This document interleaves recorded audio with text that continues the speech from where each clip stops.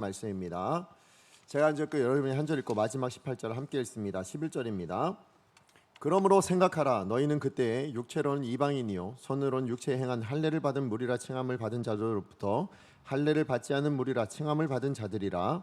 그때 너희는 그리스도 밖에 있었고 이스라엘 나라 밖의 사람이라. 약속의 언약들에 대하여는 외인이요 세상에서 소망이 없고 하나님도 없는 자이더니 이제는 전에 멀리 있던 너희가 그리스도 예수 안에서 그리스도의 피로 가까워졌느니라. 그는 우리의 화평이신지라. 둘로 하나를 만드사 원수된 것 곧 중간에 막힌 담을 자기 육체로 허시고 법조문으로 된 계명의 율법을 폐하셨으니 이는 이 둘로 자기 안에서 새 사람을 지어 화평하게 하시고 또 십자가로 이 둘을 한 몸으로 하나님과 화목하게 하려 하심이라. 원수된 것을 십자가로 소멸하시고 또 오셔서 먼데 있는 너희에게 평안을 전하시고 가까운 데 있는 자들에게 평안을 전하셨으니 이는 그로 말미암아 우리들이 한 성령 안에서 아버지께 나아감을 얻게 하려 하심이라. 아멘. 예, 오늘 주신 말씀을 가지고 에베소서 12번째 시간입니다. 우리 다시 시작하는 주제 가운데 오늘 말씀의 제목은 그러므로 생각하라 라는 제목으로 여러분과 말씀 나누기 원합니다. 벌써 몇 년 전이었던 것 같아요. 뉴스에서 봤던 내용인데요. 뭐냐면 일본의 한 방송사 PD가 어떤 프로그램을 만들어서 어떤 프로그램이냐면 레스토랑을 운영하는 프로그램입니다. 근데 우리나라에도 참 많잖아요, 그죠? 예, 우리나라에도 연예인들을 통해서 해외든지 우리나라에서든지 어떤 식당을 이렇게 운영하는 아마 그런 프로그램들이 있었는데요. 사실은 그 일본에서 나왔던 그 프로그램이 굉장히 큰 화제가 됐어요. 그러니까 어느 정도였냐면 일본 전역에만 화제가 된 것이 아니라 그것이 우리나라의 뉴스에 나올 만큼 그렇게 화제가 됐던 그런 식당 운영 프로그램이 있었습니다. 그런데 그 레스토랑 이름부터가 좀 독특했어요. 제가 영어가 짧아서 그래서 영어 발음이 좀 이상하더라도 알아서 잘 들으시면 좋겠습니다. 이름이 뭐였냐면 The Restaurant of Other Mistakes예요. 그러니까 이게 무슨 얘기냐면 우리말로 번역하면 주문 실수 넘치는 식당입니다. 주문 실수가 넘치는 레스토랑, 이런 제목이에요. 그 식당은 이름 그대로입니다. 그냥 뭐냐면 주문 실수가 그야말로 넘치는 식당이에요. 이게 어떤 얘기냐면 그러니까 식당에 주문을 하잖아요. 그러면 이제 주문된 대로 음식을 받아야 되지 않습니까? 근데 주문된 대로 나오질 않는 거예요. 전혀 다른 음식이 나올 때가 많았다라는 거죠. 근데 문제는 그렇게 다른 음식들이 나왔을 때 그것 때문에 그 식당의 종업원들에게 항의하고 이런 일이 거의 없다는 겁니다. 오히려 뭐냐면 제대로 요리가 나오잖아요. 그럼 오히려 실망한대요. 예, 실망하고 또 뭐였냐면 그 엉뚱한 요리가 나오잖아요. 그러면 환호하는 그런 진풍경이 일어나는 식당이었다라는 그런 뉴스였어요. 그러면서 더 나온 이유가 뭐였냐면 그럼 왜 이 식당에 그런 일이 일어났느냐라고 했을 때 그 식당에 일하시는 종업원들 때문이었다라고 얘기하더라고요. 근데 그 종업원들이 누구였냐면 사실은 6명이 일하셨는데 그 6분이 전부 다 연세가 지극한 할머니이셨다는 거예요. 자, 그런데 그 할머니들의 또 공통점이 뭐였냐면 전부 치매 환자이셨다는 겁니다. 자, 그러니까 그 치매 환자이셨던 분들이 이렇게 주문을 받으니까 뭐예요? 받아도 금방 돌아서면 잊어먹는 거예요. 그러니까 바로 직전에 받았던 주문도 못 오니까 일단 주문을 그냥 하는데 주문된 것과 전혀 다른 것을 이렇게 하기도 하고 또 때로는 뭐냐면 음식을 한번 갖다 주셨는데 그걸 또 잊어버리신 거예요. 그래서 뭐요? 또 한 번 또 갖다 주고 뭐 이런 일들이 일어나는. 예, 그러다 보니까 이제 이 식당 이름이 그렇게 주문 실수 많은 레스토랑 이런 이야기였습니다. 자, 그런데 그렇게 이런저런 일들이 실수들이 반복되고 있음에도 불구하고 그 식당의 분위기는 어떠냐면 모두가 일하시는 종업원들도 정말 미소를 잃지 않고 최선을 다해서 일하시고요. 또 그 실수를 받아내야 될 손님들이 계시잖아요. 그 손님들도 누구도 항의하지 않는 겁니다. 오히려 더 그것을 다 품어주고 다 이해하고, 예, 그래서 그 식당 음식 내가 어떤 음식이 나올까 오히려 기대하면서 뭐예요? 그 나온 음식을 그냥 이렇게 즐기는 그런 이야기들이 있었던 뉴스입니다. 근데 제가 그래서 한번 자료를 또 찾아봤어요. 그게 굉장히 오래된 이야기예요. 한 6년 전인가 2017년인가에 있었던 이야기예요. 그래서 제가 다시 자료를 좀 찾아봤더니 그 이후로 어떤 단체가 생겼어요. 어떤 단체냐면 이름이 주문이 달라지는 식당이라는 사단법인이 생긴 겁니다. 이 법인이 뭘 하는 거냐면 일본의 식당들을 대상으로 해서 이런 이벤트를 계속하도록 만든 거예요.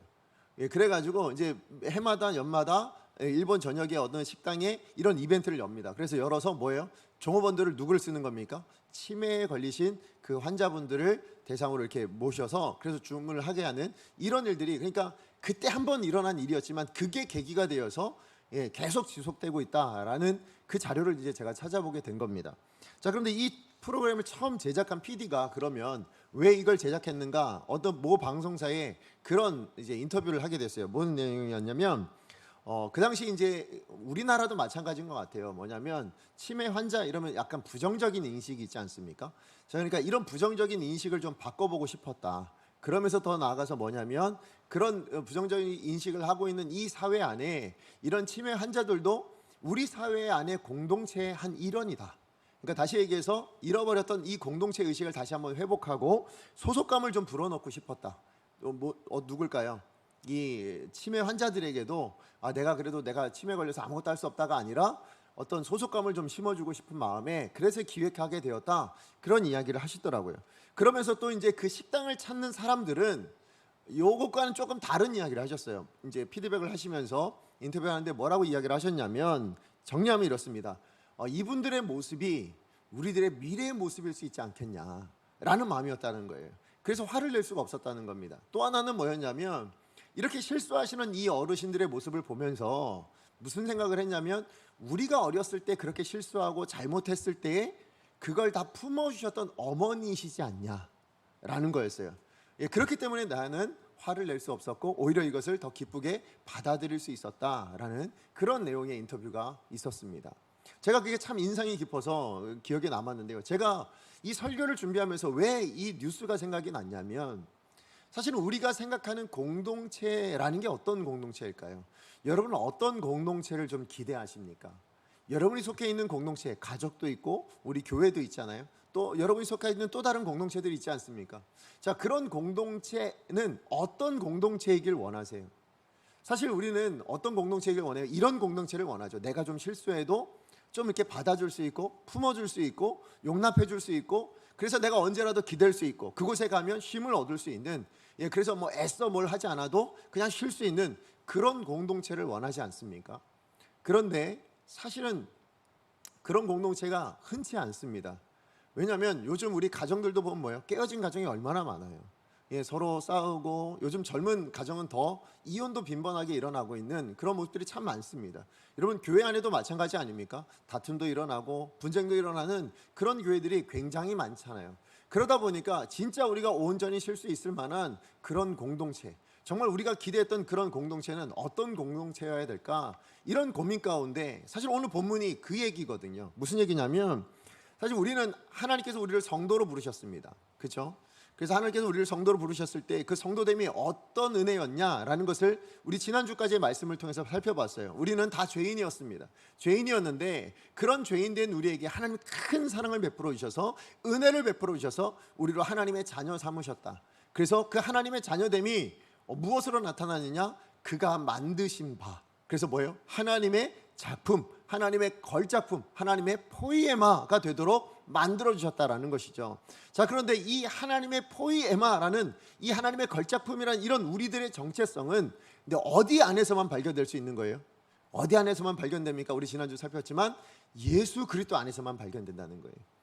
그러니까 정말 우리가 하나님의 걸작품이 되는 것은 예수 안에 있지 아니하면 절대 있을 수 없는 일이다. 그러고 보면 여러분 오늘 이 자리에 있는 우리 모두는 다 어떤 존재라고요? 포이에마죠. 하나님의 포이에마입니다. 그죠? 하나님의 걸작품들이세요. 왜요? 오늘 이곳은 예수 그리스도 안에 있는 공동체잖아요. 그래서 우리 강성교회는 예수 그리스도 안에 있는 공동체 아닙니까? 자, 그러니까 우리 모두는 다 그런 하나님의 걸작품으로 그런 정체성을 부여받은 사람입니다. 자, 그런데 이런 정체성을 부여받은 목적이 뭐냐는 거예요. 그 목적이 뭘까요? 그 목적이 나 하나 변화되어지고 나 하나 구원받아서 그래서 나 하나 행복하게 살다가 하나님 나라 가는 것이냐? 그러지 않다라는 것을 오늘 본문을 통해서 우리는 확인할 수 있습니다. 무슨 얘기냐면 우리가 지난주까지 살펴봤던 10절까지의 내용은 뭐예요? 내가 어떻게 구원받았냐의 내용이에요. 그래서 내가 어떤 존재가 되었느냐? 나는 하나님의 은혜로 하나님의 사랑으로 그래서 포이에마가 되어지는 정말 하나님의 걸작품이 되어지는 그런 역사가 내 안에 일어났습니다. 이걸 우리 10절까지 확인했어요. 자, 그런데 이어지는 오늘 우리가 읽었던 본문 11절부터 사실 2장의 마지막 절이 되는 22절까지의 내용을 보시면 내용은 뭐냐면 공동체에 대한 이야기입니다. 무슨 내용일까요? 여러분 내가 개인적으로 구원받은 것이 공동체를 어떻게 연결시키는가? 오늘 말씀해 보니까 그러므로 생각하라라는 이 그러므로라는 단어로 연결시키고 있는 겁니다. 이어지는 내용이에요. 그러니까 무슨 얘기냐면 하나님이 기대하시는 건 뭘까요? 그저 우리가 하나님의 사람으로 구원받아서 그래 나 한 사람 잘 되는 것으로 하나님은 끝나길 원치 않으시고 그것이 더 이어지기를, 그것이 더 확장되어지기를, 그것이 더 한 걸음 나아가기를 원하시는데 그게 어디로요? 그렇게 하나님의 포임된 이 정체성이 나에 머물지 않고 나와 너, 우리라는 관계 안으로 확장되어지기를 원하신다라는 것입니다. 그래서 공동체에 대한 이야기가 나오고 있다라는 것이에요. 그래서 여러분 다시 한번 말씀드리면 우리는 하나님의 걸작품입니다. 그래서 무슨 얘기냐면 나는 하나님 앞에 소중한 존재예요. 그죠? 나는 하나님 앞에 존중받는 존재입니다. 자, 그렇다면 내가 소중한 존재라면 내 옆에 계신, 지금 여러분 옆에 계신 그분도 어떤 존재예요? 소중한 하나님의 걸작품이란 얘기예요. 내가 존중받아 마땅한 존재라면 내 옆에 계신 분도 뭐예요? 존중받아 마땅한 존재임을 인식하는 것, 그런 관계가 되어지는 이것을 공동체 안에 이루기를 원하신다. 이런 공동체가 되어지길 원하신다라는 것이 하나님 아버지의 마음이다라는 걸 보여주는 것이 오늘 본문이라는 것입니다. 그러고 보면 여러분 어떤 면에서 왜 우리 교회가 많이 힘이 들어가고 아니면 그 힘을 잃어가고 또 이런 문제들이 일어나냐면 사실 이 부분에 치명적인 약점이 있기 때문이라 생각합니다. 무슨 얘기냐? 우리 교회 안에 있는 많은, 우리 교회가 아니라 교회 안에 있는 많은 성도님들이요 이기적으로 신앙생활할 때가 굉장히 많다라는 거예요. 저는 하나님의 포이에마입니다. 이건 다 인정합니다. 이제 누구도 인정하고 싶지 않은 사람이 없으실 거예요. 모두가 다 나는 하나님의 포이에마입니다. 그래서 나는 하나님의 뜻대로 잘 살고 있습니다. 나는 그래도 이렇게 살려고 노력합니다. 이런 마음들이 있는데요. 그러다 보니까 내가 선택한 이 길이 옳은 거예요. 그러다 보니 내 생각과 다르고 내 가치관과 다르면 뭐예요? 틀리다고 생각합니다. 그러다 보니까 담이 생겨나기 시작하고 거기서 마음을 닫아버리기 시작해요. 그러다 보니 나타나는 게 뭐예요? 분열이 일어나는 겁니다. 나눔이 일어나는 거예요. 그래서 여러분 하나님이 기대하시는 건 뭐냐면 여러분 10절까지의 은혜를 받았습니까? 여러분 모두가 10절까지 은혜를 여기 안 받으신 분이 아무도 없어요. 우린 다 하나님의 포에마가 되었습니다. 그렇다면 거기에 머물려서는 안 된다는 거예요. 거기에 정체되어지는 그런 신앙은 안 된다는 것입니다. 나 하나 잘 되는 것으로 끝나는 것이 아니라 내 옆에 있는 분도 바로 하나님의 포에마입니다. 비록 실수하고 있을지언정, 비록 내가 잘못된 길을 걸어가고 있을지언정, 그럼에도 불구하고 하나님의 은혜 가운데 하나님의 포에마로 부르심을 받은 사람입니다까지 나아가는 이것이 있지 않으니까, 이 정체성이 우리 나와 너라는 관계 안에 나타나지 못하니까 교회가 힘을 잃어가고 있다라는 것이죠. 그래서 하나님의 기대는 뭐냐? 오늘 말씀을 통해서 보면 우리 안에 주신 이 하나님의 포에마라는 이 정체성, 이 은혜를 가지고 그것이 확장되어지길 원하시는 거예요. 나와 너라는 그 관계 안에서 이 정체성이 나타나야 되지 않겠느냐? 이걸 하나님께서 기대하신다라는 것입니다. 왜 그러실까요? 여러분 왜 그렇다고 저는 생각하냐면 제가 본 지형 지물 중에 딱 그걸 표현할 만한 지형 지물이 있었습니다. 뭐냐면 이스라엘에 가면 갈릴리 호수가 있고 그 연결되어져 있는 사해 바다가 있어요. 호수예요. 똑같이 호수예요. 근데 사해라고 부릅니다. 그런데 왜 사해인 줄 아시죠? 이름이 왜 사해일까요? 죽은 바다에서 사해예요. 근데 왜 죽은 바다가 되었느냐? 이유가 뭘까요? 갈릴리 호수가 그렇게 생명력 있고 막 물고기 많이 잡고 이런 곳이잖아요. 거기가 왜 그렇게 생명력이 있냐면 헐몬산이라는 곳에서 눈이 녹아서 내려오는 물이 글로 들어옵니다. 근데 들어오는 그 물을 거기서 정체하고 그냥 거기서 머물러 있지 않고요, 다시 흘려보내요. 어디로 보냅니까? 사해로 보내요. 근데 사해는 뭐 하냐면 받기는 열심히 받는데요, 그 받은 것을 흘려보내지 않는 거예요. 그 받은 것을 가지고 나누지 않는 거예요. 그 받은 것을 가지고 표현하지 않더라는 거예요. 그러다 보니까 그것은 뭐예요? 받기만 하다 염분이 쌓이고 쌓여서 뭐예요? 어떤 생물도 살 수 없는 죽은 바다가 되고 말았다. 그러니까 왜 하나님께서 우리 가운데 우리 주시는 이 포에마라는 은혜를 가지고 나와 너라는 그 관계 가운데 드러내기를 원하시냐? 나눠야 살기 때문이에요. 나눠야 그 힘이, 그 영향력이, 그 생명력이 살아나기 때문입니다. 만약에 나누지 못한다면 우리가 그냥 가진 것, 내가 가진 것으로 내 신앙으로 만족하는 것으로 끝나버리면 그건 죽은 신앙이 되고 만다라는 거예요. 그래서 오늘 사도 바울은 이 하나님의 포에마라는 이 정체성이, 이것을 가진 우리가 어떻게 되기를 원하시냐면 11절에 이렇게 권면을 시작하죠. 뭐라고 권면을 시작합니까? 그러므로 생각하라. 그죠? 그러므로 생각하라 라는 것을 통해서 더 많은 것들을 기대하고 있다는 것을 보여주고 있습니다. 자, 그렇다면 하나님이 이 포엠에 대한 우리가 뭘 생각하길 원하실까요? 어떤 것을 생각하기 원하시냐는 거예요. 그리고 그 생각들을 통해서 뭘 얻기를 원하고 계실까요? 오늘 저는 이 관점을 가지고 오늘 본문을 살펴보셨으면 좋겠어요. 하나님이 생각하라 하는데 뭘 생각하라 하시는 건지, 그리고 그 생각을 통해서 우리를 뭘 갖기를 원하시는지, 어떤 결론을 맺기를 원하시는지 우리가 그것을 좀 한번 살펴볼 건데요. 오늘 두 가지로 여러분과 나누기를 원합니다. 자, 첫 번째예요. 하나님의 포에마가 된 우리가 생각할 때 그 가지게 될 결론, 얻어야 될 것이 무엇인가? 첫 번째는 뭐냐면요, 죄는 공동체 안에 분열을 낳고 원수가 되게 만든다라는 것을 기억해야 된다는 거예요. 그걸 생각할 수 있어야 된대요. 자, 우리 11절에서 12절 말씀 같이 한번 읽어보겠습니다. 시작. 그러므로 생각하라. 너희는 그때 육체로는 이방인이요 손으로 육체에 행한 할례를 받은 무리라. 칭하는 자들로부터 할례를 받지 않은 무리라. 칭함을 받은 자들이라. 그때 너희는 그리스도 밖에 있었고 이스라엘 나라 밖의 사람이라. 약속의 언약들에 대하여는 외인이요 세상에서 소망이 없고 하나님도 없는 자이었더니. 아멘. 여러분, 지금 11절부터 12절, 사실 13절까지 전체 내용은 뭐냐면요, 우리가 구원받기 전에 어떤 모습이었는가, 우리가 어떤 존재였는가, 우리의 상황이 어땠는가를 그걸 설명하고 있는 게 사실은 11절부터 13절까지의 내용이에요. 구원받기 전에 우리는 어떤 모습이었는가예요. 하나님의 포에마가 되기 전에 어떤 모습이었는가예요. 근데 두드러진 특징이 뭡니까? 오늘 이 말씀을 읽었을 때 여러분, 두드러진 특징이 뭐냐면 나눔이라는 거예요. 분리가 되어져 있다는 겁니다. 무슨 얘기예요? 여러분, 죄의 특징이 뭐냐면, 여러분, 죄를 통해서 나타나는 두드러진 특징이 뭡니까? 여러분, 처음 사람이 죄를 경험했을 때 나타난 가장 첫 번째 특징이 뭐예요? 하나님과 사람 사이의 관계가 무너졌다는 거죠. 그죠? 처음 사람 아담과 하와가 에덴 동산에 살았을 때, 죄를 범하기 전엔 뭐예요? 하나님이 언제나도 에덴 동산에 찾아오시면 아담아 어디 있느냐 이랬으면 어땠을까요? 하나님 저 여기 있어요. 저 이거 하고 있어요. 하나님 저 지금 금방 갈게요. 이런 관계였단 말이에요. 자, 그랬는데 그가 범죄하고 났더니 하나님이 찾아오셨어요, 에덴 동산으로. 그래서 아담을 부르셨을 때 아담이 어떻게 하십니까? 무서워서 숨었더라라고 이야기하죠. 예, 맞아요. 하나님과 관계가 무너지기 시작했다라는 거예요. 그런데 거기서 머물지 않더라. 죄가 어떤 영향력을 미쳐내냐면, 하나님과 사람 사이의 관계만 무너뜨리는 것이 아니라 사람과 사람 사이의 관계도 무너뜨려 가더라 라는 것이 우리 첫 번째 창조 이후에 나타난 첫 번째 범죄에서 나타난 이야기입니다. 무슨 얘기냐? 여러분, 그렇게 하나님과 사람 사이의 관계가 무너졌어요.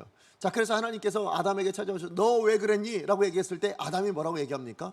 뭐라고 답변할까요? 우리 창세기 3장 12절 말씀이에요.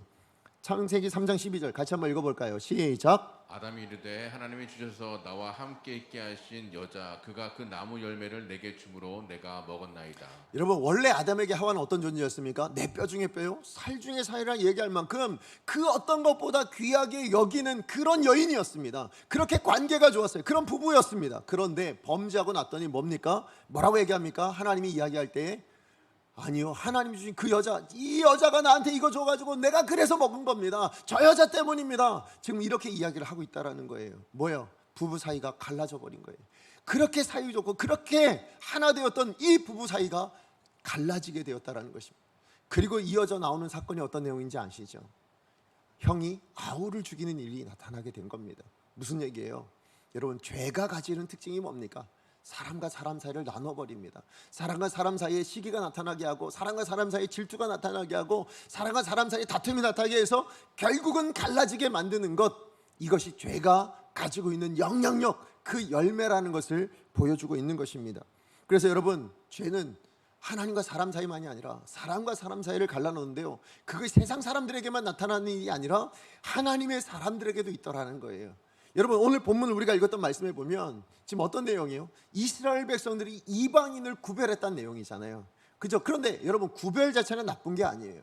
구별이 문제가 아닙니다. 뭐가 문제일까요? 그 구별을 통해서 차별하고 무시하고 심지어는 어디까지 나갔냐면 원수 맺는 것까지 나가버렸다는 게 문제예요. 이스라엘 백성들이요, 내가 하나님의 선민이고 저들은 하나님께 선택받지 못한 백성이란 이유로 구별되어진 것만이 아니고, 그걸 통해서 저들을 차별하고 저들을 무시하고 원수로 대하기까지 했다라고 이야기합니다. 우리 14절에 그 얘기가 나와요. 우리 14절 같이 한번 읽어봅니다. 2장 14절이요. 시작. 그는 우리의 화평이신지라 둘로 하나를 만드사 원수된 것 곧 중간에 막힌 담을 자기 육체로 하시고. 아멘. 여기 둘로 하나를 만드셨다는 얘기는 이 둘은 누구예요? 유대인들과 이스라엘 그 이방인들을 하나로 만드셨다는 이야기입니다. 자, 그런데 이 하나가 되었다라는 얘기는 이전에는 뭐예요? 나뉘어져 있었다는 얘기잖아요. 둘이었다는 얘기예요. 자, 그런데 이 둘의 관계가 어떤 관계라고 얘기합니까? 원수되었다라고 이야기하고 있잖아요. 그죠? 여러분, 그래서 이스라엘 백성들 사실은 뭐냐면 이 이방인들을 정말 상종하면 안 되는 존재였습니다. 만나면 부정하다고 생각을 했어요. 뿐만 아니라 이들을 뭐라고 칭했냐? 이방인들을 뭐라고 칭했냐면 지옥의 불쏘시개다. 그렇게 칭했던 사람들이에요. 그러니까 그만큼 차별하고 무시하고 뭐예요? 원수처럼 그렇게 대했던 누가요? 하나님의 백성들이. 예, 하나님의 자녀라 칭함받았던 이스라엘 백성들이 그렇게 이방인들을 그렇게 대하는 모습들이 있었다라는 것이죠. 그러나 여러분, 하나님의 뜻은 뭐였습니까? 하나님의 뜻은 뭐예요? 이스라엘 백성들을 왜 선택하신 겁니까? 이 제사장 나라 삼아서 이방 민족들로 하나님 앞에 돌아오게 하는 그 일을 위해서였잖아요. 그래서 여러분, 신약에서도 뭡니까? 결국 하나님께서 예수 그리스도로 말미암아 둘로 하나 되게 만드시는 그 역사를 만들어냈다고 오늘 말씀하고 있지 않습니까? 하나님 아버지의 마음은 나눔이 아니에요. 예, 구별되어서 차별되어져서 아예 분리되어지는 것, 그걸 원하신 것이 아니고 하나 되어지는 걸 원하셨던 거예요. 어디 안에서? 예수 안에서 하나 되어지는 것, 이걸 하나님이 기대하셨다라는 것입니다. 이걸 이루시기 위해서 뭐 하신 거예요? 하나님은 예수님을 내어주셨고, 예수님은 뭘 내어주셨어요? 자기의 육체를 내어주셨다고 그렇게 말씀하고 있는 것입니다. 그럼에도 불구하고 우리는 어떻습니까? 여러분, 우리의 모습은 어때요? 어떤 사람이 실수하고 어떤 사람들이 잘못하면 뭐예요? 비난하기가 쉽지요. 우리는 그것이 더 편하거든요. 그게 더 쉽거든요. 정죄하고 이런 일들이 훨씬 더 비일비재하게 일어납니다. 왜 그럴까요? 왜 우리 안에 이런 일들이 일어날까요? 왜 용서하지 못하고, 왜 우리가 품어주지 못하고, 왜 그 아까 말씀드렸던 그 방송에 나오는 그런 레스토랑에 있는 그런 손님들 같이 대하지 못하고, 우리가 왜 그런가? 뭐가 문제예요? 우리가 이전에 어떤 존재였는지 알지 못하기 때문이에요. 그걸 생각하지 않으니까. 우리가 여러분 구원받을 때 여러분이 잘나서 받은 거예요? 여러분 뭔가 능력이 있어서 그래서 이 구원을 쟁취해내셨습니까? 아니잖아요. 우리는 죄인입니다. 우리 이전의 모습은 그냥 죄 짓고 있었을 때예요. 우리 여전히 범죄하고 있었을 때예요. 아직 죄인 되었을 때 받은 은혜예요. 그런데 우리는 그 죄인 된 것에서 벗어났다는 이유만으로 다른 사람의 죄에 대해서는 뭐예요? 여전히 정죄하고 있다는 거예요. 여전히 그것을 품어주지 못하고 있다는 겁니다. 뿐만 아니라 여러분, 우리가 뭘 생각하지 못하냐면 우리도 언젠가 저 연약한 자리에 갈 수 있다는 걸 인정하지 못해요. 아까 방송에 뭐예요? 우리도 언젠가 나이가 들면 저렇게 될 수도 있을 텐데 그걸 기억하지 않는다는 거예요. 그걸 생각하지 않는다는 거예요. 우리도 언젠가 잘못하면 저 연약한 자리에, 저 악한 자리에 우리도 머물 수 있을지 모르는데 라는 걸 생각하지 않는다는 거예요. 뿐만 아니라 뭘 생각하지 못할까요? 그렇게 내가 옳고, 그래서 저 사람은 틀렸고, 그래서 그렇게 나누는 것, 이렇게 되어지는 것이 죄의 영향력이라는 걸 인정하지 않는 거예요. 그걸 생각하지 못하는 거예요. 예, 물론 옳지요. 그러나 그 옳은 것을 가지고도 뭐 할 수 있다고요? 나눔이라는 것을 만들어내는 게 죄의 영향력이다. 이걸 모르니까, 이걸 생각하지 않고 있기 때문에 그래서 우리가 이런 잘못들을 범하고 살아가더라, 이런 실수들 우리가 감당하더라 라는 것을 이야기합니다. 그러므로 저는 오늘 죄가 주는 이런 양상들이요, 이런 다툼이나 분열, 이런 나눔들이 일어나지 않기 위해서, 그게 여러분의 가정이든 우리 교회이든 여러분이 속한 어느 공동체이든 마찬가지예요. 이런 일이 일어나지 않기 위해서 오늘 저와 여러분에게 사도 바울의 심령으로 권합니다. 그러므로 여러분도 생각하십시오. 그러므로 여러분도 생각하셔야 됩니다. 여러분이 이전에 어떤 존재였고 나도 어떤 존재가 될 수 있는지를 기억하셔야 돼요. 그리고 이렇게 나누어지는 것 자체가 아무리 옳은 것을 가지고 나눈다 할지라도 그 나눔 자체는 죄의 영향력이라는 것을 우리가 기억할 수 있어야 돼요.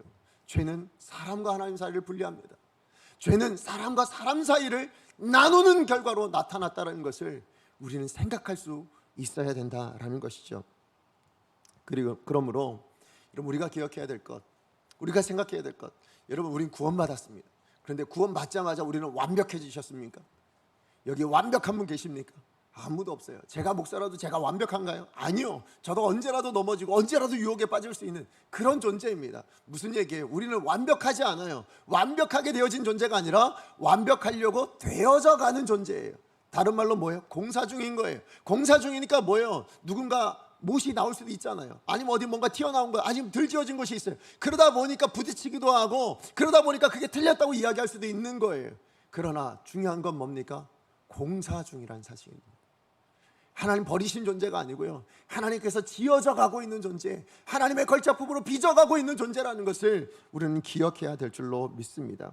그러므로 우리가 생각해야 될 건 아직 빚어가고 있는 단계이니까 뭐예요? 우리가 뭘 구해야 됩니까? 하나님의 긍휼하심을 구해야 돼요. 우리가 죄인 되었을 때 은혜로 말미암아 그 모든 죄의 영향력을 끊고 뭐가 됐어요? 하나님의 사람이 됐잖아요. 은혜는 그런 은혜가 있어요. 그런 능력이 있습니다. 여러분, 여기 있는 우리 모두가 다 은혜가 필요 없는 존재가 있을까요? 없어요. 여러분, 은혜가 있어야 우리가 의롭게 살아갈 수 있습니다. 은혜가 있어야 우리가 완전하게 살아갈 수 있어요. 그게 창세기에 나오는 노아의 모습을 통해서 우리가 알 수 있는 거예요. 여러분, 창세기에 나온 노아는 뭐라고 칭함을 받았어요? 그가 어떤 평가를 받았습니까? 창세기에 나오는 가장 대표적인 의인의 대표잖아요. 근데 그를 뭐라고 평가했냐면, 여러분 창세기 6장 9절 말씀을 보시면 그는 의인이요 당대의 완전한 자라라고 이야기합니다. 예, 그렇다면 그가 그렇게 살아낼 수 있었던, 그런 평가를 받을 수 있었던 이유가 그가 어떤 능력이 있어서, 그가 어떤 의만 선택할 수 있는 그런 탁월한 어떤 실력이 있어서 그래서 되어진 일인가? 아니더라고요. 여러분, 거기에 나오는 답이 뭐냐? 여러분, 그 바로 앞절에 있어요. 그가 이런 인생을 살아갈 수 있었던 이유가 어디 있었는가? 창세기 6장 9절 이전에 있는 8절 말씀에 바로 그 답이 나옵니다. 우리 창세기 6장 8절 말씀 같이 한번 읽어볼까요? 시작. 그러나 노아는 여호와께 은혜를 입었더라. 예, 여러분, 노아가 어떻게 의인으로 살 수 있었다고요? 노아가 어떻게 그가 당대의 완전한 자로 살아갈 수 있었습니까? 여호와께 은혜를 입었기 때문이에요. 여러분, 은혜 없이는 누구도 의로울 수 없어요. 여러분, 은혜 없이는 누구도 완전한 삶을 살아갈 수 없다라는 것입니다. 그러므로 여러분이 누군가에 비해서 더 의로우세요? 그건 어떤 의미일까? 여러분의 실력이 대단하거나 여러분의 능력이 대단해서가 아니고요, 하나님이 여러분에게 부어주신 은혜가 더 많으신 거예요.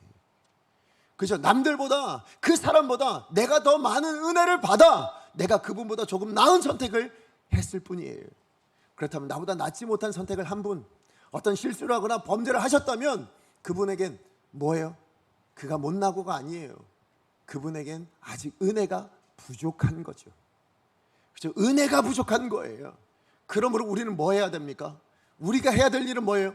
비난하거나 정죄하는 거 아니에요. 뭘 해야 합니까? 그 사람을 위해서 은혜를 구하시면 돼요. 은혜를 구하셔야 그분이 변하죠. 여러분이 비난하면, 여러분이 정죄하면 그 사람이 변할까요? 여러분의 자녀를 비난하고 정죄하면 그 자녀가 변합니까? 아니에요. 여러분, 사람이 어떻게 변합니까? 사람이 어떻게 의인이 됩니까? 하나님의 은혜로만 되어짐을 여러분은 구원을 통해서 이미 맛보지 않았습니까? 구원을 통해서 우리는 이미 다 경험하지 않았냐고요. 하나님의 은혜만 사람을 바꿉니다. 그러면 우리가 해야 될 일은 비난, 정죄, 그래서 서로 나누고 다투고 싸우는 것이 아니라 하나님 앞에 기도하는 겁니다. 뭐라고요? 하나님, 저 인생에게 하나님의 은혜를 부어주십시오. 하나님, 저 영혼에게 하나님의 은혜를 부어주십시오. 그리고 그렇게 정죄하려고 하는 나에게도 하나님의 은혜를 부어주셔서 정죄가 아닌 기도할 수 있는 인생 되게 해주세요. 이게 우리의 마음이어야 된다는 거예요. 그러므로 여러분, 은혜를 이기는 죄가 있을까요? 없습니다. 죄를 이기지 못할 하나님의 은혜가 있겠습니까? 없습니다. 그러므로 여러분, 누군가 죄를 범하고 아니면 누군가 잘못된 길을 걸어간다면 우리가 해야 될 일은 은혜를 구하는 거예요. 죄 때문에 일어난 일이니까 죄 때문에 분열되고 나뉘지 마시고요, 죄의 영향력으로 그렇게 그 결과를 만들어내지 마시고 오히려 더 하나 되셔야죠. 은혜 가운데 하나 되셔야죠. 하나님의 은혜를 구합니다. 하나님, 저 영혼에게 하나님의 은혜를 부어주시고 마찬가지로 저에게도 하나님의 은혜를 주셔서 이 상황을 아름답게 극복해 나갈 수 있는 그런 우리 가정, 우리 가족, 우리 교회, 우리 성도들 되어지기를 원합니다. 이렇게 하나님 앞에 기도할 수 있는 저와 여러분 되어지기를 소망합니다. 그러므로 생각하셔야 돼요. 뭘 생각하셔야 됩니까? 죄가 어떤 결과를 만들어내며 죄의 영향력이 무엇을 만들어내는지를 생각하실 수 있어야 합니다. 자, 그런 가운데 두 번째예요. 하나님의 포에마된 우리가 생각을 통해서 얻어야 될 두 번째 내용은 뭐냐면, 우리가 하나님의 포에마의 그 은혜를 받으셨어요. 그렇다면 그 은혜로 우리는 예수님처럼 화해와 화평을 이루는 사람으로 살아가야 된다는 거예요. 자, 우리 14절에서 18절까지의 말씀 같이 한번 읽어보겠습니다. 시작. 그는 우리의 화평이신지라 둘로 하나를 만드사 원수된 것 곧 중간에 막힌 담을 자기 육체로 하시고 법조문으로 된 계명의 율법을 폐하셨으니 이는 이 둘로 자기 안에서 한 세 사람을 지어 화평하게 하시고 또 십자가로 이 둘을 한 몸으로 하나님과 화목하게 하려 하심이라. 원수된 것을 십자가로 소멸하시고 또 오셔서 먼데 있는 너희에게 평안을 전하시고 가까운 데 있는 자들에게 평안을 전하셨으니 이는 그로 말미암아 우리들이 한 성령 안에서 아버지께 나아감을 얻게 하려 하심이라. 아멘. 오늘 여기 있는 이 말씀의 전체적인 내용은 뭐냐면, 예수님의 그 십자가 사역이죠. 예수님께서 이 땅에 오신 그 사역의 일의 핵심이 뭐냐라는 걸 보여주고 있어요. 자, 여러분, 예수님께서 이 땅 가운데 오셔서 하신 사역, 그리고 예수님께서 이 땅 가운데 오셔서 이루신 그 십자가의 그 사역의 핵심적인 그 사역의 내용이 뭡니까? 그 내용이 뭐예요? 원수되었던 하나님과 나 사이를 어떻게 한 거예요? 화목하게 하셨다는 거죠. 화평하게 만들어 주셨다. 이게 십자가의 궁극적인 사역의 내용이었다라는 것을 이야기합니다. 그런데 거기서 끝나지 않고 이후로 뭐예요? 그 하나님과 나 사이가 회복되어짐을 통하여서 이제는 사람과 사람 사이, 나와 너 사이도 화목하게 화평하게 만드는 것이 바로 십자가다. 그 이야기를 지금 해주고 있는 거 아닙니까? 그래서 여기 나오는 이 화평이란 단어예요. 여러분, 이 화평이란 단어가 헬라어 원어로 보면 에이레네입니다. 자, 그런데 이 에이레는 단어가요, 여러분 구약에 나오는 단어 중에 비슷한 단어가 뭐냐면 샬롬이란 단어예요. 자, 그런데 이 샬롬이란 단어보다는 조금 더 협의적인 의미예요. 그러니까 조금 좁은 의미입니다. 에이레네가 무슨 얘기냐면, 여러분 샬롬이란 의미는 포괄적인 단어인데, 근데 주로 어떤 때 쓰냐면 인사로도 쓰잖아요. 샬롬 이렇게 인사하면 뭐예요? 지금 평안하세요? 여러분 안정하세요? 무슨 얘기예요? 다 마음적으로 심적으로잖아요. 그죠? 마음이 평안하십니까? 마음이 좀 이렇게 안정되어 계세요? 마음이 이렇게 뭐 화평하십니까? 뭐 이런 의미예요. 그렇잖아요? 자, 그런데 여기 나오는 이 에이레네라는 이 단어는 그런 심적인 내용을 표현하는 내용이 아닙니다. 이 단어는 언제 쓰여지는 거냐면 관계 안에서 이루어져 있는 그 마음의 평안, 관계가 평안할 때, 관계 안에서 아무 문제가 없을 때, 그때 생겨나는 마음을 표현할 때 뭘 표현하냐면 이 에이레네라는 단어를 쓴다는 거예요. 무슨 얘기냐? 관계 안에서 어떤 불화적인 요소가 있던 거, 아니면 어떤 적대적인 그런 것들이 있었는데 그 모든 것이 다 종식되고 해결되어졌을 때 오는 그 관계 안에서 오는 그 마음 있잖아요.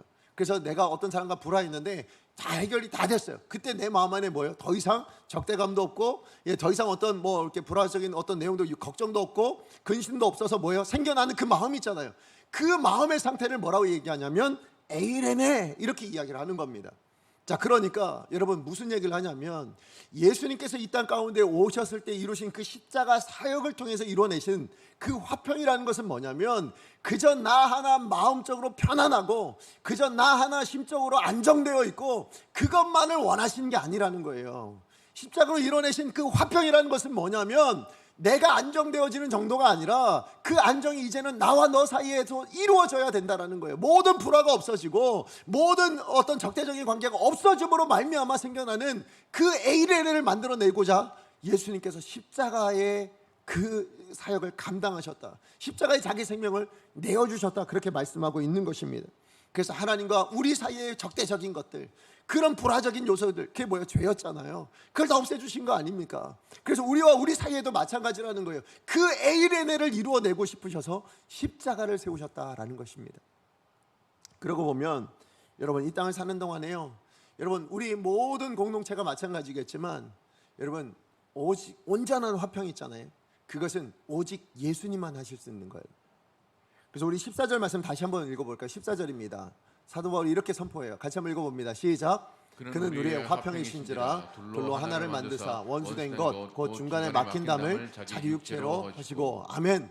여기 보면 그가 우리의 뭐라고요? 화평이라고 분명하게 선언하죠. 여기 나오는 그가 누굽니까? 예수님이에요.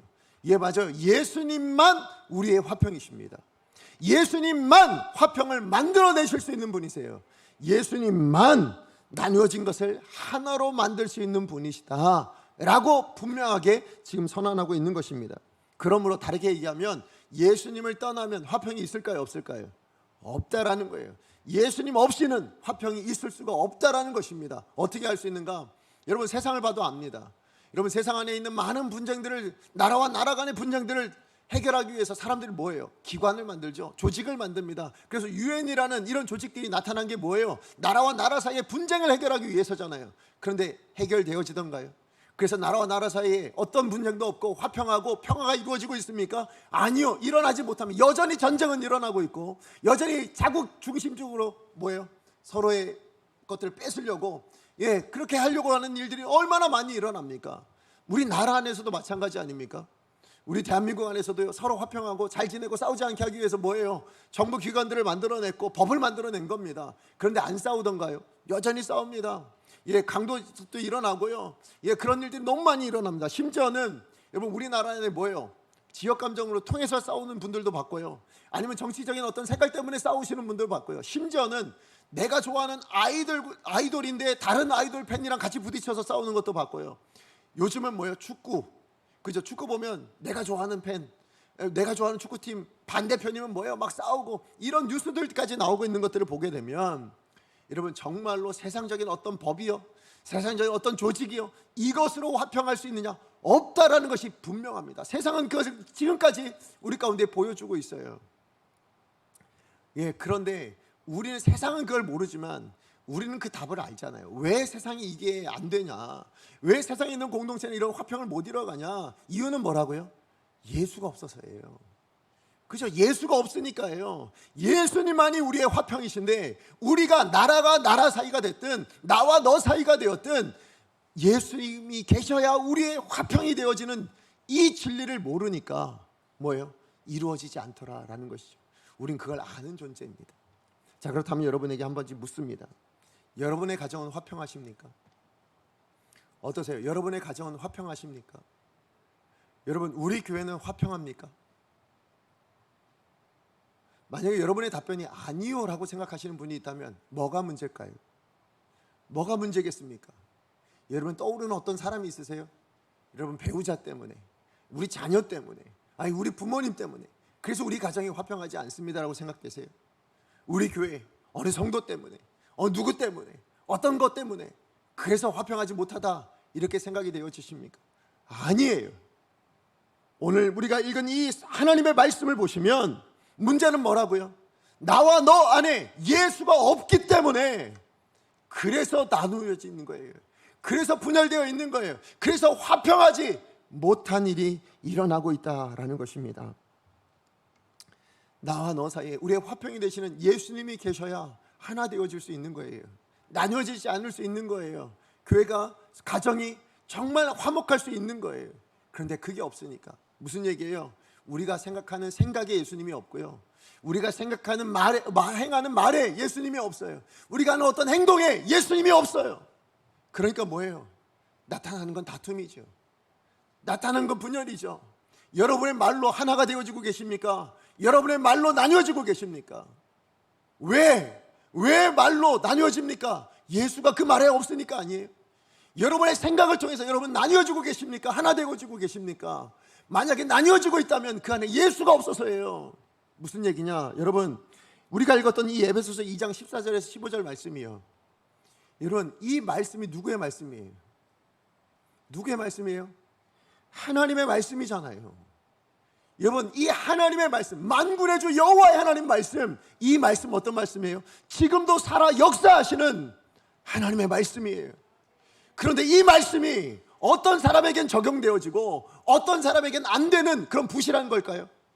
어떤 공동체에는 이 역사가 일어나고 어떤 공동체에는 일어나지 않는 이런 부실한 말씀이냐고요? 아니란 말이에요. 말씀은 하나님의 말씀입니다.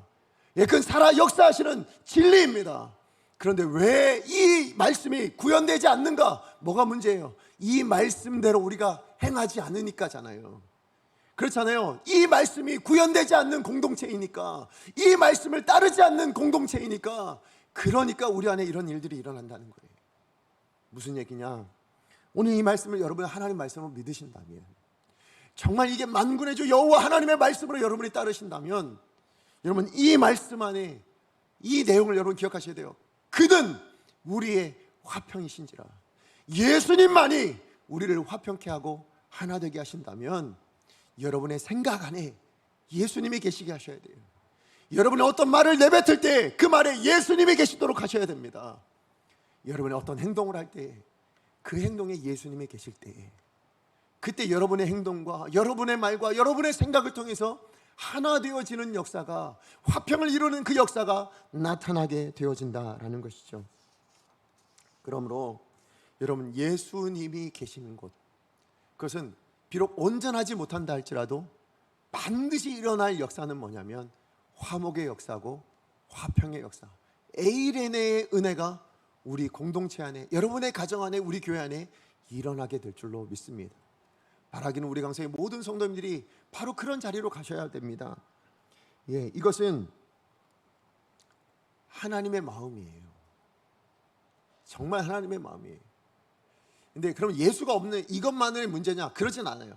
또 하나의 문제가 있습니다. 그 내용이 뭐냐면, 우리가 기억해야 될 게 또 하나가 있는데, 뭐냐면 지금 하나님과 이 사람 사이에 원수된 것, 그리고 사람과 사이에 원수된 것을 해소하기 위해서 예수님이 어떤 방식으로 일하셨는가를 보셔야 돼요.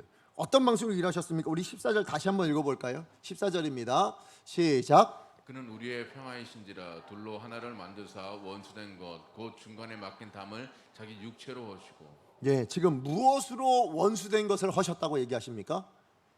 자기 육체로 하셨다고 이야기하죠. 무슨 얘기예요? 예수님이 자기 육체를 희생하셨었죠. 예수님이 자기의 생명을 내어주셔서, 그래서 이 막힌 담을 헐어주셨다, 이 원수된 것을 해결해 주셨다, 이 이야기를 하고 있습니다. 무슨 얘기냐면, 여러분, 우리는 말로는 언제든지 이 이야기를 하십니다. 이거 다 인정하세요. 사랑해야죠. 섬겨야죠. 용서해야죠. 하나 되어야 합니다. 우린 말은 다 이렇게 다 해요. 그런데 실제적으로 그것을 행해야 될 때는 희생하고 싶은 마음이 없어요. 희생하고자 하는 사람이 없어요. 내려놓고자 하는 사람이 없어요. 육체를 내어주는 희생이, 자기의 죽음이, 십자가에 내어주는 것이, 그 십자가를 따르는 것이, 그것을 지는 것이 이 원수된 것을 해결해 주는 것인데요, 우린 말로는 언제든지 이야기합니다. 사랑하길 원합니다. 사랑해야 됩니다. 화평해야 됩니다. 말은 다 이야기하지만 실제적인 행동에 나섰을 때는 누구도 자기의 것을 내려놓지 않아요. 누구도 내 것을 내려놓을 생각이 없어요. 내 것이 옳은데 왜 내 것을 내려놓습니까? 내 것이 맞는데 왜 내려놔야 됩니까? 왜 내가 희생해야 됩니까? 이런 마음으로 나온단 말이에요. 그러니까 하나됨이 없는 거예요. 여러분, 오늘 예수님께서, 우리 하나님께서 우리 가운데 기대하시는 바가 있어요. 여러분, 고린도후서 5장 17절에 19절입니다. 우리 같이 한번 읽어봅니다. 시작. 그런즉 누구든지 그리스도 안에 있으면 새로운 피조물이라. 이전 것은 지나갔으니 보라 새 것이 되었도다. 여기까지요. 하나님께서 우리를 새로운 피조물 되게 하셨대요. 그죠? 하나님이 우리를 새로운 피조물로 삼아주셨습니다. 그리스도 안에서 누구든지예요, 새로운 피조물로 삼으셨어요. 왜 삼으셨을까요? 왜 우리를 하나님의 포효에만 삼으셨습니까? 그게 이어나오는 18절 19절이에요. 여기에 하나님의 기대가 있고 하나님의 부탁이 담겨져 있습니다. 우리 같이 한번 읽어봅니다. 시작. 모든 것이 하나님께로 났으며 그가 그리스도로 말미암아 우리를 자기와 화목하게 하시고 또 우리에게 화목하게 하는 직분을 주셨으니, 곧 하나님께서 그리스도 안에 계시사 세상을 자기와 화목하게 하시며 그들의 죄를 그들에게 돌리지 아니하고 화목하게 하는 말씀을 우리에게 부탁하셨느니라. 아멘. 지금 하나님의 기대, 하나님의 마음, 또 하나님의 부탁이 여러분 들으셨습니까? 여러분 보셨어요? 여러분, 하나님 우리는 새로운 피조물, 우리 다 하나님이 새로운 피조물로 만들어 주셨어요. 그런데 새로운 피조물로 만족하고 살아가는 것이 아니라, 거기 새로운 피조물로 만들었을 때는 하나님의 기대, 그 기대를 통한 사명이 있다고 얘기합니다. 그 사명이 뭡니까? 우리에게 화목하게 하는 직분, 저 화목하게 하는 직분을 주셨다고 이야기하고 있습니다. 그리고 더 나아가 19절에 뭐라고 얘기합니까? 화목하게 하는 말씀을 우리에게 부탁하셨다고 얘기합니다. 하나님이 오늘 이 자리에 있는 우리 모두에게 부탁하고 계세요. 너 화목하게 하는 자가 되라고, 화목하게 하는 이 직분을 감당하는 사람들이 되라고 오늘 우리에게 그것을 부탁하고 계시더라고요. 이것을 온전히 감당하기 위해서 우리가 해야 될 일이 뭐라고요? 나를 좀 희생하는 겁니다. 예수님처럼 내 것을 좀 내려놓고요, 십자가를 질 수 있는 마음, 그것을 통해서 우리가 이 화평의 이 사명을, 이 화목하게 하는 직분을 온전히 감당할 수 있다고 그렇게 말씀해 주고 있는 것입니다. 그러므로 바라고 소원하기는 오늘 우리 강성의 모든 성도들이 여러분 한 분 한 분이 하나님께서 여러분에게 바로 이 화평의, 이 화목의 직분을 주셨고 이것을 여러분에게 부탁하고 계시는 그 하나님 아버지의 마음을 알아서 여러분 가정에서 여러분이 좀 희생하심으로, 여러분 그래서 여러분 가정 안에 화목을 만들어내시는 귀한 분들이 되시길 축복합니다. 그 여러분들을 통해서 우리 강속교회 안에 그런 화목을 만들어내시는 그런 여러분이 되어지기를 간절히 소원합니다. 말씀의 결론을 맺습니다. 하나님께서는요, 그 은혜로 우리 하나님의 그 걸작품으로 만드셨어요. 새로운 피조물로 만드셨어요. 그리고 만드시고 거기서 만족하고 거기서 그냥 우리 하나 행복하는 것을 끝나기를 원치 않으시고 이어지길 원하셨어요. 확장되길 원하셨어요. 나의 행복이 우리의 행복이 되도록, 내가 기뻐하는 것이 우리의 기쁨이 되도록 그렇게 확장되기를 원하고 계십니다. 그것을 위해서 생각하라 말씀하세요. 뭘 생각하라 하셨어요? 죄가 어떤 결과를 낳는지, 아무리 좋은 것을 가지고도 하나님의 백성들을 통해서도 이방인들을 구별하고 차별하고 나뉘어지는 이런 분열을 만들어내는 게 죄의 모습이라는 것을 우리가 기억하기를 원하시는 거예요. 그걸 생각하기를 원하시는 거예요. 그러면서 뭐 하라고요? 우리 하나님께서 부탁하신 것, 하나님께서 사명을 주신 것이 무엇인지를 생각하고 우리가 그것을 감당하기 위해서 예수님처럼 그 십자가의 길을 걸어갈 수 있는 저와 여러분 되어지기를 간절히 소원합니다.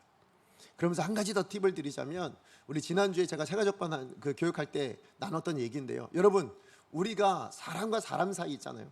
다 생각이 다르고 가치도 다르고 다르잖아요. 이거 어떻게 하나 될 수 있을까요? 어떻게 이게 부딪히지 않고 하나 될 수 있을까요? 다름을 인정하면서도 어떻게 하나 되어질 수 있는가? 그림 하나 보여주실래요? 예, 저기 보면 우리 관계는요, 나와 너만으로 이루어져 있지 않아요. 거기는 항상 누가 더 계세요? 하나님이 계십니다. 가정도 마찬가지예요. 남편과 아내, 그 위에는 하나님이 계세요. 이렇게 삼각형으로 이루어져 있거든요. 자, 그런데 나와 너 사이의 거리가 보이세요? 어마어마하게 넓잖아요. 왜 넓어요? 다르기 때문에 넓는 거예요. 가치도 다르고 다 다르기 때문에 넓은 거예요. 자, 그럼 이걸 어떻게 부딪히지 않고 하나 되어지냐? 어떻게 하면 될까요? 지금 저 화살표, 내가 어딜 향해 갑니까? 하나님을 향해 가죠. 너가 어딜 향해 갑니까? 하나님을 향해 가죠. 나와 너가 하나님을 향해 조금씩 더 가까이 가야지면 어떻게 돼요? 그러면 그 거리가 줄잖아요. 보이세요? 나와 너 사이에 있는 거리가 얼만큼 줄었는지 보이세요? 무슨 얘기예요? 우리가 하나님의 뜻 안에서 우리가 하나님을 더 닮아가면, 우리가 더 예수 그리스도를 닮아가는 인생이 되어진다면 뭐예요? 우리는 하나 되어질 수 있다는 거예요. 부딪히지 않고 하나님의 뜻 안에서 이루어지는 그 아름다운 하나됨을 만들어낼 수 있다. 이게 교회의 비밀이에요. 이게 교회가 가지고 있는 축복이에요. 근데 우리는 그걸 사용하지 못하고 있는 것 같아요. 그래서 우리 기도해야 됩니다. 여러분, 그래서 제가 언젠가 드렸던 말씀이 있어요. 말하지 말고 말하자. 기억하세요? 사람 앞에 말하지 마세요. 여러분의 생각, 여러분의 판단, 사람 앞에 말하지 마십시오. 여러분, 그것이 정죄로 나올 수도 있고 비난으로 나올 수도 있잖아요. 여러분, 그렇게 말하지 마세요. 누구한테 말하세요? 하나님 앞에 말씀하세요. 하나님, 저 영혼에게 하나님의 은혜를 부어주셔야 됩니다. 하나님, 제가 예수님을 더 닮아가야 되겠습니다. 그래야 저 사람이 예수님을 더 닮아가야, 그래 우리가 하나 되어질 수 있겠습니다. 나뉘어지지 않을 수 있겠습니다. 우리 공동체 안에 화평이 일어나고 우리 가정 안에 아름다운 그 화목이 일어나는 귀한 가정이 될 수 있을 것 같습니다. 하나님 앞에 말하실 수 있는 그런 우리가 되어지기를 간절히 소원합니다. 그래서 세상에 답이 되어졌으면 좋겠어요. 어떤 공동체가, 우리가 기대하는 공동체는 어떤 공동체입니까? 아까 말씀드렸던 그 NH 방송에 나왔던 바로 그런 공동체예요. 서로의 실수를 용납하고 인정하고 받아주며 품어주며, 그래서 그곳에 드나들면 언제나 웃음이, 미소가 끊이지 않는 그런 공동체가 어디 있습니까? 여기 있습니다. 우리 강성교회이기를 간절히 축복합니다. 그것을 위해서 오늘 주신 말씀, 그러므로 생각하라, 여러분 잘 생각하시기를 간절히 축복합니다. 우리 말씀 기억하면서 함께 찬양하기 원합니다. 오늘 우리가 부를 찬양은요, 아 하나님의 은혜로라는 찬송가입니다.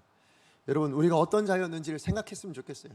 우리가 어떤 은혜를 가지고 구속을 받았는지, 구원을 받았는지 생각하셨으면 좋겠어요.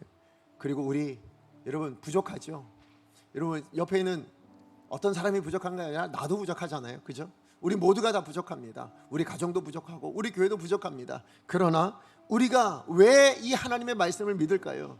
예, 우리가 왜 이 말씀을 생각해야 될까요? 그 마지막 가사에 그래요. 우리 형편을 잘 아시는 주님이 우리를 돌봐주실 것이기 때문에, 그죠? 우리를 다시 온전히 회복시켜 주실 것이기 때문에 우리 그 믿음을 가지고 함께 이 찬양합니다. 아 하나님의 은혜로.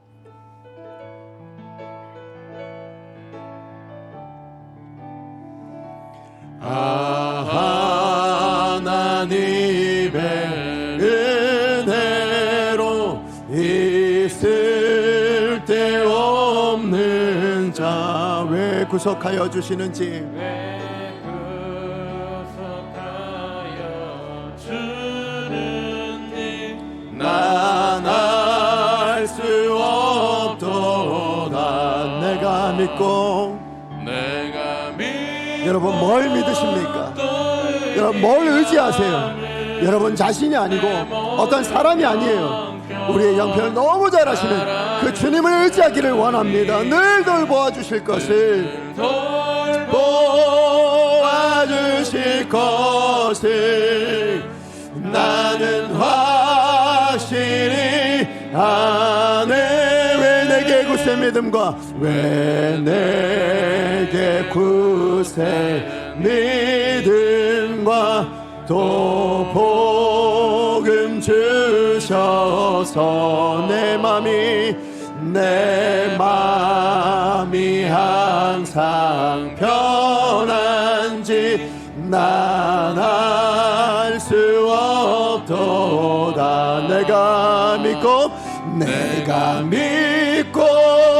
또 의지함을 내 모든 형편 아시는 주님 늘 돌보아 주실 것을, 돌보아 주실 것을 나는 확실히 아네. 왜 내게 성령 주셔서, 왜 내게 성령 주셔서 그 성령님이 오늘 우리 마음을 감동케 하실 줄로 믿습니다. 하나님의 음성을 듣게 해주실 줄로 믿습니다.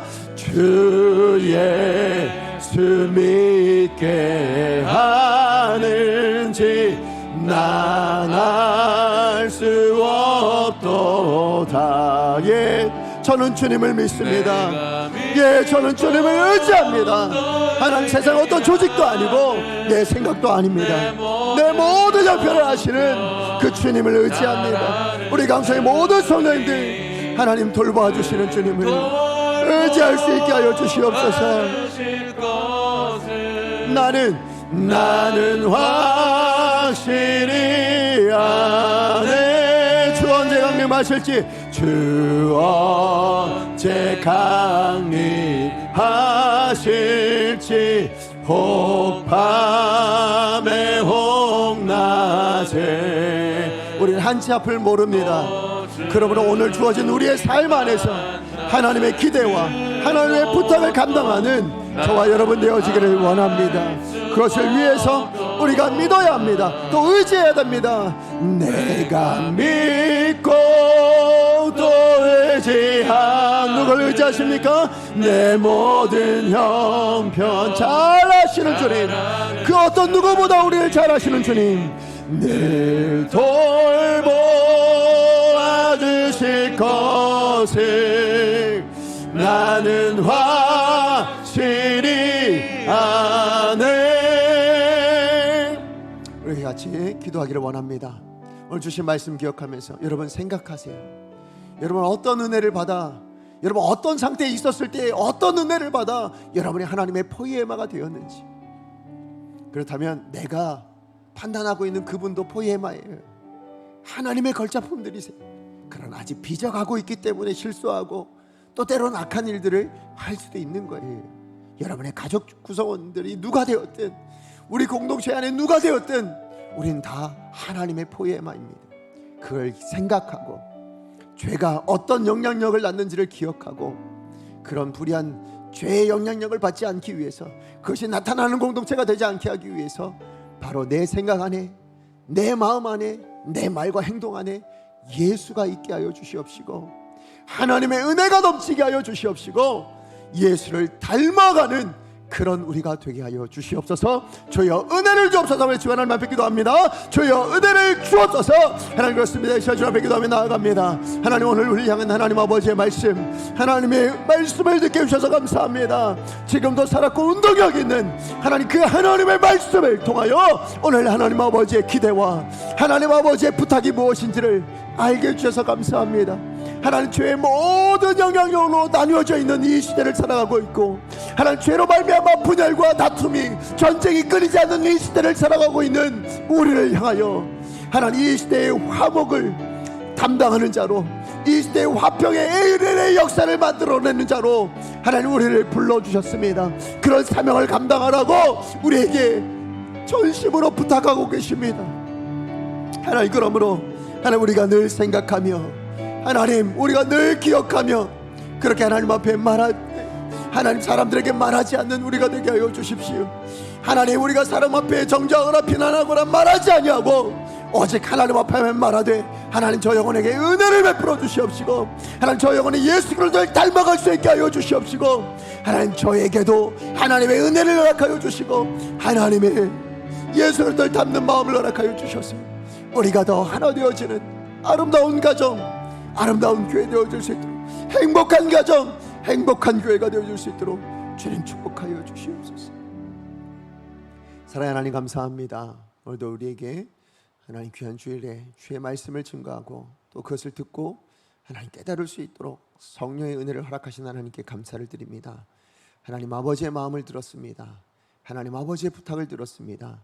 우리로 생각함으로 말미암아 죄에 어떤 영향력이 있다는 것을 기억하고, 우리가 그 죄의 영향력 안에 살아가는 존재가 아니라 은혜로 죄를 이기도록 예수 그리스도를 닮아가기로 선택하는 우리 강성교회 모든 성도님들의 그 간절한 기도에 하나님 응답하여 주시옵소서. 그래서 우리 성도님들이 머무는 그 자리가 하나님께서 이루시는 화목의 자리가 되어지고 에이레네의 역사가 나타나는 귀한 성도님들 되게 하여 주시옵소서. 가정에 그런 역사가 일어나기를 소망합니다. 가족 간에 그런 역사가 일어나기를 소망합니다.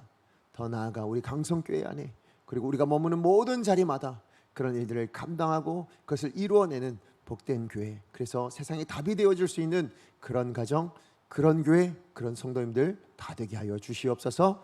예수님의 이름으로 기도합니다. 아멘.